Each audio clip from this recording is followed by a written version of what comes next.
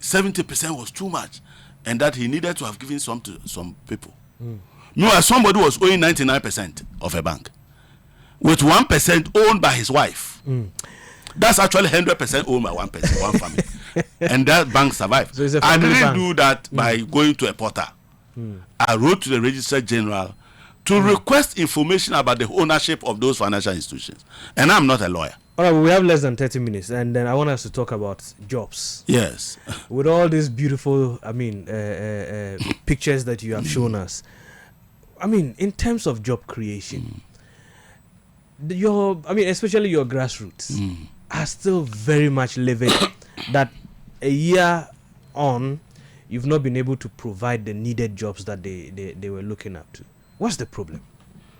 So I really sympathize with our grassroots and our colleagues. It is a very difficult situation because, when you fight to get something, it is because there's something in it for everybody. But then, as I have said, that economy that we inherited initially could not support a lot of the things that you need to do. The private sector was in shambles. Exchange rate was all over the place. They couldn't get, enough forex to expand their businesses. Interest rates were so high, they could not raise more money to expand their business and employ people. The government itself needed to be very disciplined in terms of its expenditure. And so financial clearance for certain institutions to recruit people which are Ghanaians and could also benefit our grassroots couldn't be met last year. So you will see that from this year and towards the latter part of last year, there were some financial clearance to recruit into the public service and into the security services. And so that is the time you start seeing people getting jobs in the public sector. But of course, as a policy, we think that we need to create an enabler for the private sector to take the commanding heights of creating better sustainable opportunities for our people. That is a difficult process, but that can only happen with stability in the macroeconomic environment. Having achieved that, we are now moving into the growth pace, and that growth that we are envisaging will lead to expansion of the economy and create more jobs for our people. And so I do believe that going forward, they will see more job opportunities that will support them. And His Excellency has not minced words. He said, even though we agreed at Cabinet that Honorable Muntaka should take 5,000, because of the pressure, he wants that to be doubled. Okay, so over a 4-year period, instead of 20,000, we will do 40,000. But in going forward also, as a government and as a people, we need to start a very serious conversation around what we use our security services for. I believe that the military, for instance, has a huge opportunity to employ a lot of the youth, but also assist in national development. As we speak now, the Kumasi Expressway, the clearing and all that is being done by the military as we speak. So you need more people. We have bridges that have collapsed, that need repair. The engineers regiment has the capacity and the resources to do that if we can employ a lot of engineers. We have a problem with our medical setup, and we can create a lot of jobs using the medical corps at the military, to be stationed across our country to solve that major need. So there has to be a rethink. Fortunately, our military today are not formed for combat. We hardly go to war.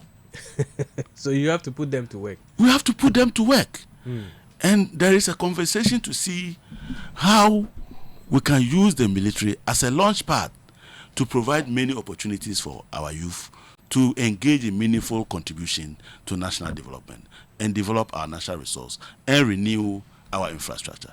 And I think that would assist. But I can understand, just like you are also putting, I agree, that the impression was created even by the former president during the campaign that, MPP, they were employed, they could drag even invisible forces or all sort of people into the securities. So the impression is created that, when we come over, we equally have the young men who can fit into these security agencies and will absorb them. Now you've limited your number of ministerial appointments, where the young people also feel that they should get some leverage in actually attempting or finding themselves in there, the numbers are not really encouraging to absorb them, and that's why we're seeing. So this is the first year, right? I want to tell you that first, we needed to take a lot of difficult decisions to stabilize this economy. I'm sure if you told Ghanaians, whether you ask them whether they would prefer to buy a bag of maize for 300 Ghana cedis or 1,000 Ghana cedis, they will choose 300,000. 300 cedis, yeah. Do you get the point? But we needed to do that to provide that relief to the people. Okay, if you ask any Ghanaian whether he would prefer to buy fuel at 20 cedis per liter into his vehicle or 9 cedis per liter, he will go for 9 cedis. So we needed to deal with that problem and provide relief to the people of Ghana. If you ask every businessman whether he would like to borrow at a reduced interest rate dictated by the current Ghana reference rate or the 30% and above that government itself was borrowing on the short end, they will choose what we have done now. So having done stabilize all these variables, the next phase is to look at youth unemployment. And we are very focused on achieving that. It is not going to be an easy task, but of course, it is because it is difficult that Ghanaians entrusted us to do it. And I'm quite sure that we will do it over time. Yeah. Anyway, I have a number and let me tell you, see, the fact that the people at the top were willing to sacrifice the number of portfolios, I'm sure you would have been surprised that I'm not a minister, right? Yeah. Good. But I had to take it because that was a decision that was in the interest of fiscal discipline. I heard somebody just yesterday say that NDC has a lot of reserve bench. Yeah. You know, you see, your team is as good as your bench. Yes. Are you getting the point? When you are substituting and you have a strong bench, you know that the rhythm will not change. Yeah. At worst, there will be a good flow. It will be better. So His Excellency he's spoiled for choice.